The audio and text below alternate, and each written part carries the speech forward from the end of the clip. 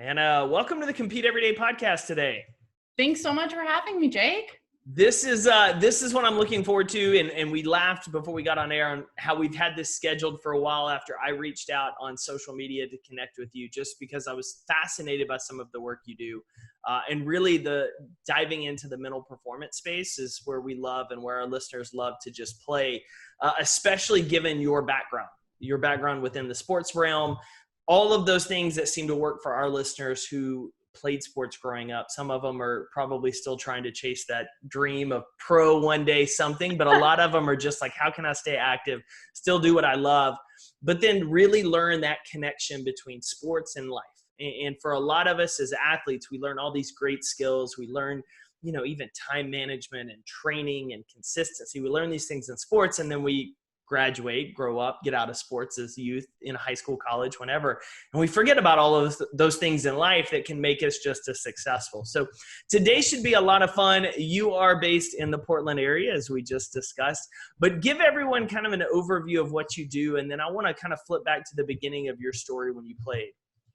Yeah. Thanks so much for that wonderful introduction to the field of mental performance. And 100% agree with you. One of the things I love most about working with athletes and professionals of all kinds is connecting what have we learned in sport and how does that apply to life? Because let me tell you, what we learn, the mental skills especially that we learn in sport, apply to all realms, life especially. And so what I do primarily now is I'm a mental performance coach for mostly youth athletes. I actually specialize in working with volleyball athletes. Especially young women who are transitioning from indoor volleyball to beach volleyball. So it's a very bit of a niche area, but it's part of my own history where, I was a competitive volleyball player myself, and beach volleyball is the top growing sport in the NCAA. So I think we're going to see a lot more of it in the coming years, assuming COVID doesn't completely screw that up. Yeah. I was about to say, and they're on the West Coast as well, because it's a whole different world than here in Texas or the South or even some of the Midwest of what they're doing from a sports position. So the mental performance side, just the mental side of life right now has to be just a full-time focus for you. I'm curious for our listeners, because for a lot of people that maybe aren't as familiar with competitive volleyball, they're thinking, well, it's the same game. Like, why would you really want to focus on that transition piece? Help everyone kind of understand a little bit from a nuanced standpoint why someone would really need that help to transition to those two styles, which same sport, different styles completely. Well, it's interesting. I actually had one of my beach volleyball mentors, so to speak, the woman who really introduced me to the sport and really believed in me and bringing mental performance to one of the top clubs in Northern California at the time. She recently told me, she's like, Ann, I can't believe that people are comparing indoor to beach because it's like comparing snowboarding to skiing. It's like, well, yeah, they both involve snow and going down a mountain. Indoor and beach volleyball both involve similar skill sets, right? Bump, set, spike. Yep. They both involve a ball, but even the ball itself is different. A beach ball is different from an indoor ball. And honestly, you look at indoor, you're playing 6 people on a court against another 6 people, and you, for the most part, stick to one position. When you're transitioning to playing beach, right, you have to be able to do everything, and it's just you and your partner. Yep. So there's often a lot more on the line, and at the youth level, you're playing with all sorts of all different partners. So you're not just playing with the same person on again, off again. Oh, I'm sorry. You're always playing with different partners. As in beach, yeah, because it's always rotating out those 1 to 2, right? Yeah. That's awesome. Okay, and so I would imagine communication skills have to be a big focus in beach, that you have to communicate in a team dynamic of 6, but sometimes maybe if you struggle with some communication, there's easier ways to hide it versus if you're just one-on-one. Right. Communication and effective communication is a huge thing that I work on with a lot of my beach volleyball athletes, because you can't hide on the sand. You absolutely can't hide. So to be as effective as possible, you have to be completely on the same wavelength as your partner. And if you're not, it can break down. Your play can break down extremely quickly.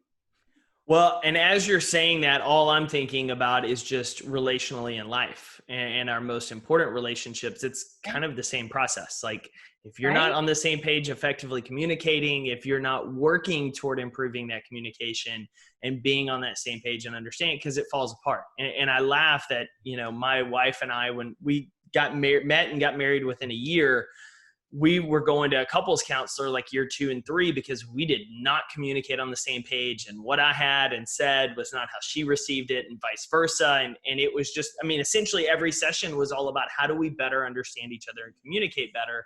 Right. And it's funny because we think about it in sports and it's like, no big deal, but it's every part of life. It absolutely is. And that's one of the reasons why I love working with these youth athletes, because you try to instill in them some of these skills early on, and then they build and develop over time so that when they do become adults, and even before then, obviously, the hope is that they have the skills necessary to be even more incredible, successful human beings. I love that. Said, you know, yeah. I mean, and that's the hope. That is kind of the hope of why all of us, parents, we put our kids into sports. Some of us are like, yeah, our kid's going pro. But for most parents, it's like, I want you to have this activity because I know these skills you're going to learn because it helped me. And I just can't help think about like beach volleyball and the way you just described it, for me, being a great parallel for even kids that play multiple sports, of having to trade out teammates and getting used to communicating with all these different people, and how those players are probably better set up relationally handling certain situations throughout their life than other ones who have never had to deal with constantly working to improve that communication. I'm curious a little bit about your story because I know you were a competitive player. Where was kind of maybe the area that mentally you probably struggled the most as a player, looking back, that you're like, oh my gosh, if I had my skill set now? And then what about playing pushed you down this career path? Oh man, that is a good topic, Jake. I'll try and get the highlight version. But, we've got time if you want to get into the weeds. Let's go. So I started off as a competitive gymnast. You can't tell right now, but I am 6 feet 1 inch tall. So I'm tall. Taller than I am. I am not the gymnast volleyball type. I'm sorry, I'm not the gymnast body type. So my parents are like, hey, like, we notice you have this athletic ability, like, let's try volleyball instead. It's like, sure, that sounds fun. So I played it. I loved it for 4 years. And ultimately I got to the point where I was playing at a very high level with my high school team, and socially, I crumbled. I got injured my freshman year of high school. I was going to be playing at an advanced level for my age, but injury sidelined me, and I felt like I got completely, my team didn't like me, is what it felt like.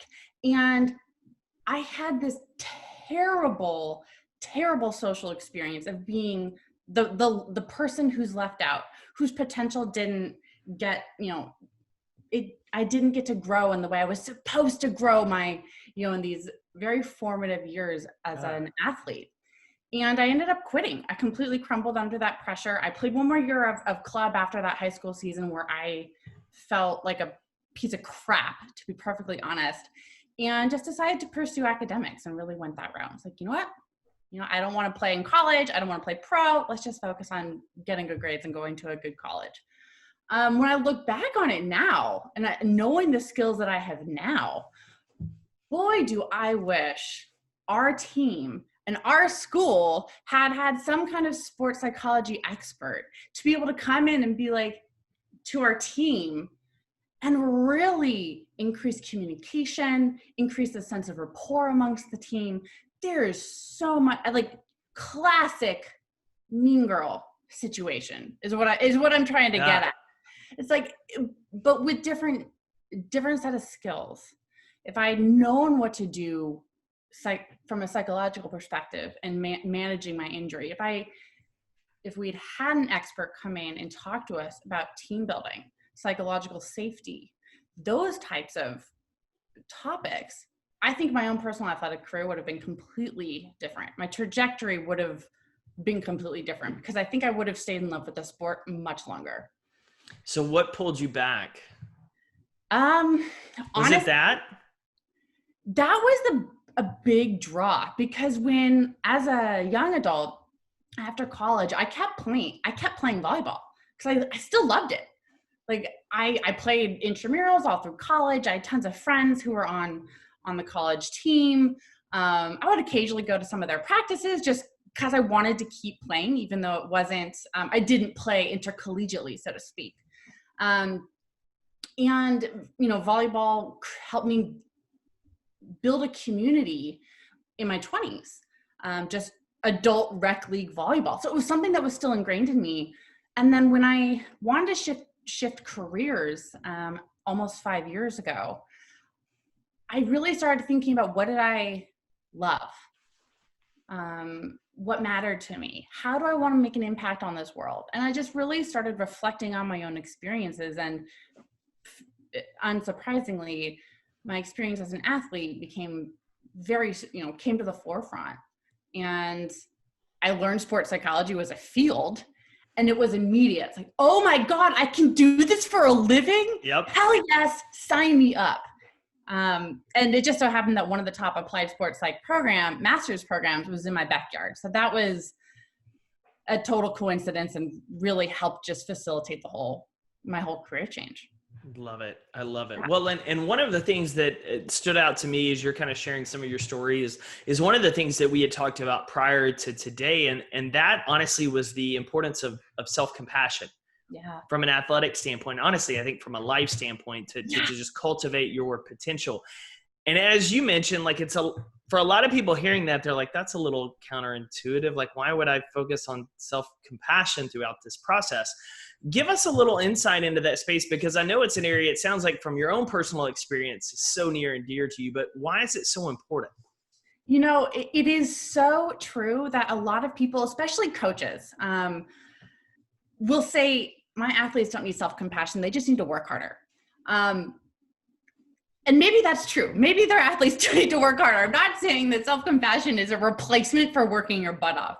However, what I do try to talk to my athletes about, and what the research says, is that self-compassion is a better avenue for actually working through your mistakes than is self-criticism. And oftentimes what I think comes to mind for people is, well, I have to be hard on myself to make myself work hard. And to each their own, but oftentimes, again, this isn't 100% of the time.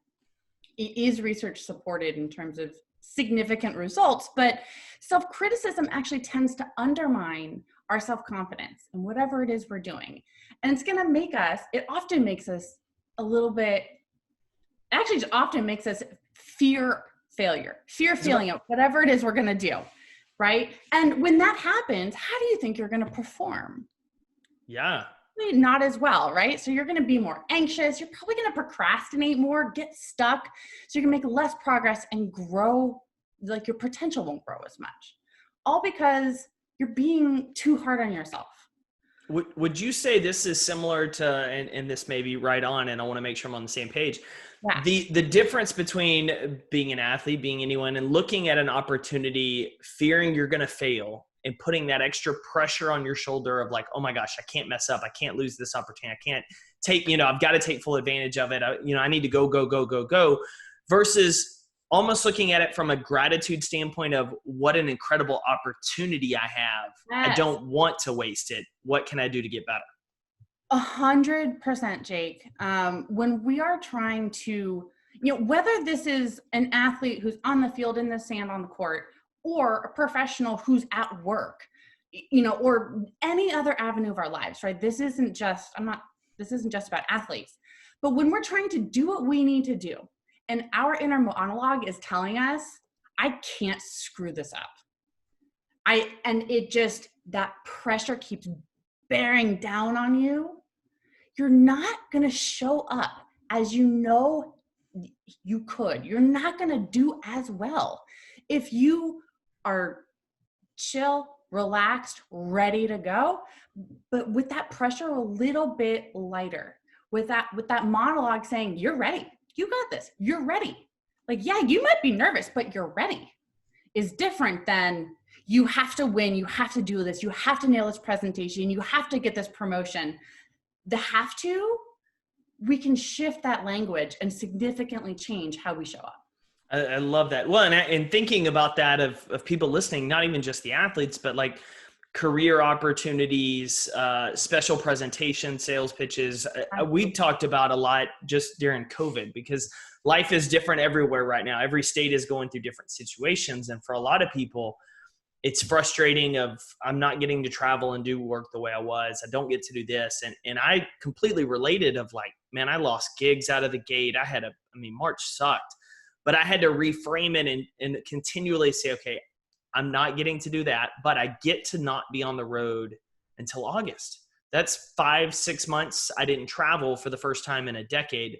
What can I get done? How can I take advantage of this opportunity of trying to reframe the situation of, instead of what have I lost? Oh my gosh, blah, blah, blah, to, okay, it's different. What do I get to do? Exactly. And I'm glad that you brought up gratitude and, instead of looking at what I lost, what did I gain? Because our brains naturally want to look at the negative. What went wrong? What did I lose? But literally flip that coin over. What did you gain? What went right? And gratitude and practicing gratitude, or practicing cultivating that sense of gratefulness, right, is such an effective strategy for training that mindset of how can I see the other side of the coin? What is good? What went well? And there's a lot of research coming out, even in the sports space, in the sports psychology space, supporting gratitude practices for athletes. And to me, that this paired with a gratitude practice, paired with self-compassion, we're really starting to see the positive psychology research and the sport psychology research start to support one another. And it's been doing that for a long time, but it continues to make an even stronger case for the soft skills being so important, even in, harder skill arenas, like industry, sales calls. Although actually sales calls, I know require a lot of soft skills and effective communication skills. I'll say, yeah, absolutely. But maybe take that one out. Well, but what I would say is actually, sales is such a relationship building process. Exactly. Yeah. And I think a lot of us, when we, from a career standpoint, sales, I laugh, and I've talked to other people about this, like naturally athletes are thrown into sales roles because, well, you know how to work hard, you know how to train, like sales is perfect for you. And it's not always the best fit for athletes just because they played sports. However, the soft skills they have are what these people look at. And a lot of other roles, managerial roles, leadership roles, career roles, we don't look at those soft skills as much. They look at the paper and what are the technical, but right. we forget that the soft skills add to the culture. They change the dynamics in the place. And ultimately, a person that has incredible soft skills, not that great at technical skills, they can build those. And you can build vice versa. Yeah. Honestly, I hate the word soft skills because something about it implies. Makes them sound weak. Yeah. But it's not. Yep. It's not at all. And I can only imagine, especially as with COVID, a lot of workplaces going to more remote cultures. Yeah. Things are going to have to dramatically change. And they already have, considering how much rapport you have to build with new teammates over Zoom. That's a completely different atmosphere. Whole different ball game. Yeah. Okay, so as we're talking, I'm seeing these almost Lego blocks of how we build self-compassion. And in my head, based on our conversation, I'm seeing gratitude as a piece, positive self-talk as a piece. But kind of for those listening, what are the core components to building self-compassion? Yeah, I'm so glad you asked. The two leading researchers in the area of mindful self-compassion have outlined this really quickly. And not quickly, clearly. And so Dr. Kristen Neff out of UT Austin and Dr. Chris Germer I am completely blanking on where he's from at the moment, but they define self-compassion as having three main components. And the first is self-kindness. And this is the area really where I see the gratitude coming in, because if you're regularly cultivating gratitude to seek out the good and why that good is so important to you, you're going to be able to it's easier to be kinder to yourself if you're regularly finding that good. So the first element is self-kindness. The second element that they describe is common humanity. And basically what that means is finding a way to connect your experience to the experience of being human. A lot of the times if we have a behavior we want to change or we've made a mistake, the latter is often what I'm working on with athletes, is how do you renegotiate your relationship with your mistakes? Our first instinct, the critic comes out and tries to tell us, why'd you do that? You're wrong. You suck. You're dumb. And the common humanity piece of self-compassion is stopping that. It helps you stop that to realize, hey, you know what? Someone in my position, making this mistake is part of being human. So instead of isolating yourself from your community or your team or what have you, you're actually re-engaging with that connection. And the third element of self-compassion is mindfulness. And so that's really just being in the moment and being aware of your thoughts and your feelings and what you're feeling in your body without over exaggerating them. And that's the key piece, especially when we kick into that self-critical place. We tend to exaggerate, like, oh my God, this is the end of the world. I'm gonna get fired. They're gonna drop me from the team. It's like, hold on. Okay, the mindfulness piece kicks in. It's like, hey, let's connect to this moment. I'm feeling anxious. So really bringing yourself back to the here and the now. So you put all those three pieces together and you practice them together, and that's going to help you develop more self-compassion. I love that. And I appreciate you kind of diving into that for us. And really, that actually helps me with how I wanted to wrap up today, because what you just said right there of how we kind of almost practice giving ourselves grace and working through those mistakes and in that process leads us to this phrase that I believe your mom told you growing up about be curious, not furious. And really, we talk about heavily the show, and people that write in are like, man, I just want to build a better growth mindset. I want to stop sitting on past mistakes and looking at them that way versus just like, where's the growth opportunity? What can we do? What did I learn? And so this phrase of being curious and not furious, I know, even though it probably drove you crazy as a kid, is one that you ironically will use now. What does that mean to you? And how do you try to encourage that with your athletes? Yes. It's funny. My mom will probably listen to this, and I'm already smiling listening to her, like knowing that she has, put this into the world for the next generation. So often with athletes, they get hung up on mistakes. We all do, honestly. No one likes necessarily doing something poorly or doing something wrong. Being curious, not furious, means get curious about the mistake instead of getting pissed off about it. Because at the end of the day, mistakes are feedback. Doing something wrong, making a mistake is telling you something. So being curious means, hey, so what is my mistake telling me? Instead of, oh my God, I can't believe I did that wrong, right? So that's that critic voice coming in, giving you crap. Instead of that, just start asking yourself questions like, okay, I think I should have been able to do that skill, or I prepared for my presentation. Why didn't it go in as well as I would have liked? So the curiosity allows you to respond to your mistake so much more effectively and learn from whatever it is you may have done wrong instead of just shutting it down.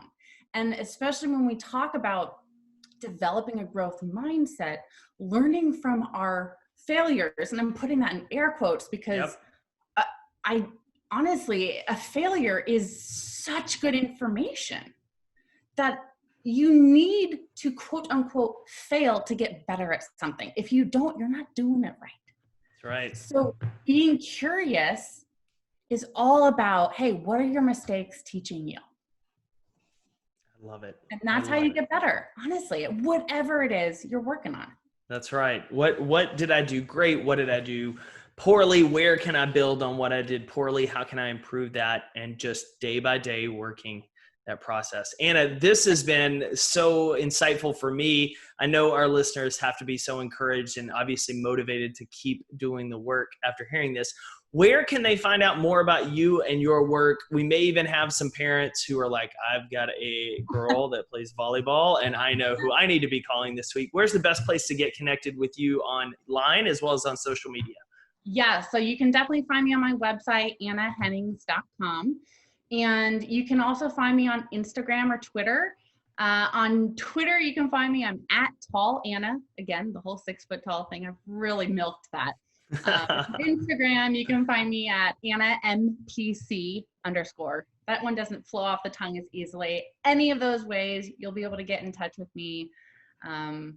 Please do. I love just talking to professionals like yourself, Jake, to fellow parents, and there'll be a lot more to come as far as my work is concerned, as I did just move, so I'm in a transition period, but it's an exciting one because I can feel the momentum and the motivation to keep it going. I love it. Well, I want to encourage you to obviously keep it going. I think these topics are so incredibly important. They obviously not only help build the self-compassion in athletes, but self-awareness. And I think for a lot of people, that personal responsibility of I can improve how I see the world, I can improve my mindset, which means I can improve my situation, that I think more of us need today. So thank you incredibly for your work. Thank you for making time and hanging out today. This was a lot of fun. Thank you so much for having me, Jake, and take good care.